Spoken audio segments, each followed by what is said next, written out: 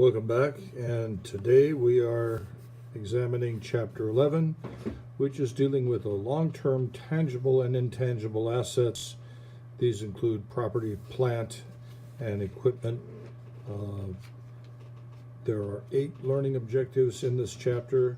Let's start by identifying the types of property, plant, and equipment, and look at the initial measurement of each, applying the definition of an asset to the decision to expense or capitalize other expenditures associated with these assets.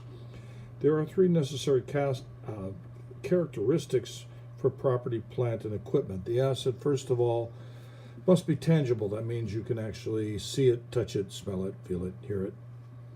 Secondly, the asset is expected to be used by more than one year, or for more than one operating cycle. This makes it long-term rather than short-term. And the asset should be used in the production of other assets, which will be sold or for rental or for administrative purposes. There are various types of property, plant, and equipment and buildings. These are the general 3 categories.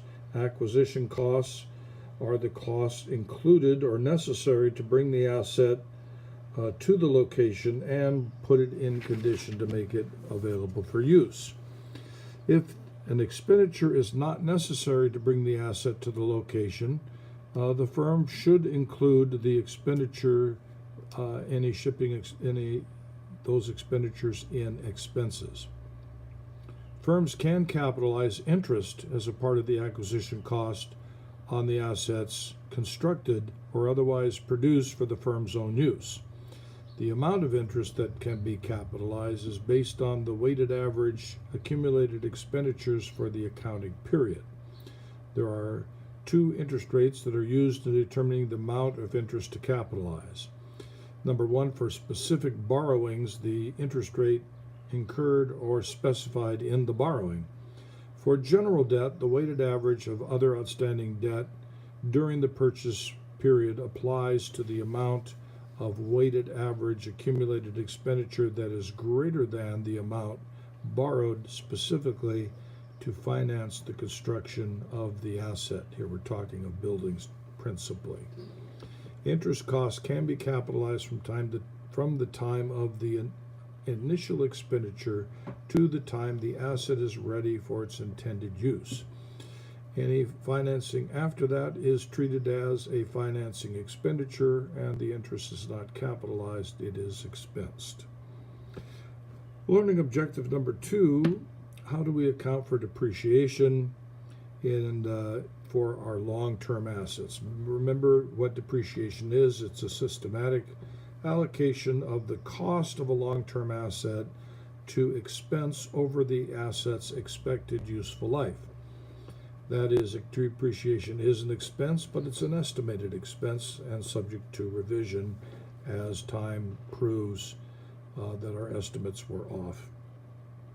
There are 3 basic methods of depreciation allowed under the generally accepted accounting principles.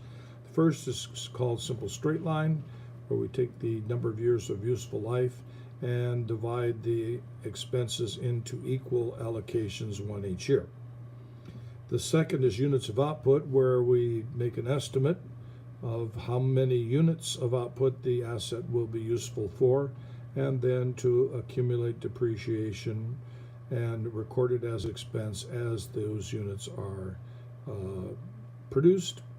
So it would be proportional to the units of production that the asset is used for. And finally, we have what is called double declining balance. Very often an asset is worth more in the early years than in the later years. And to recognize that, we take larger depreciation in the early years, lesser depreciation in the later years.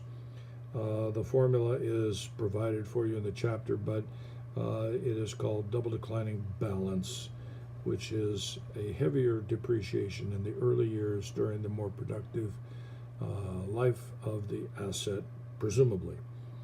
Learning objective number 3 is to determine and illustrate the appropriate accounting for derecognition of these types of assets. Derecognition means simply that we sell them or abandon them.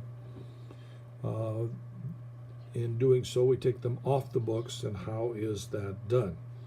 Well, if the asset is properly expensed, that is depreciated and valued, we don't have to record anything extra. But if, as typically, there is either a residual value or a lack of a residual value that we've been counting on, we record either a loss or a gain as part of the derecognition process. Learning objective number 4, what are the disclosures that are necessary for these types of assets in the footnotes on the financial reports? Common disclosures include at least these 4. Balances of depreciable assets by major classes at the end of the fiscal year. Secondly, accumulated depreciation on property, plant, and equipment at the end of the year. Number 3, a general description of the method or methods the firm used in computing the depreciation.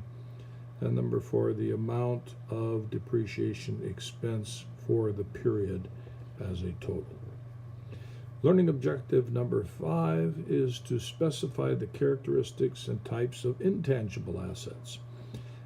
As opposed to tangible assets, intangibles are ideas, concepts. They don't have a physical existence in the proper sense. They include things like trademarks, patents, copyrights, trade names, etc.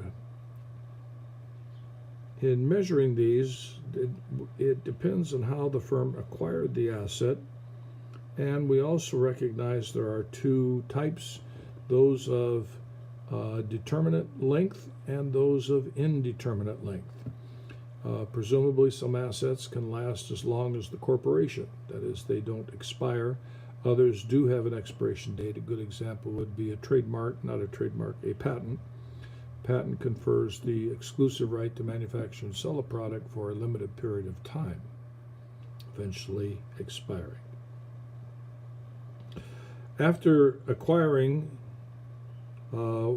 these intangible assets, they are subject to amortization, which is similar to depreciation on a tangible asset.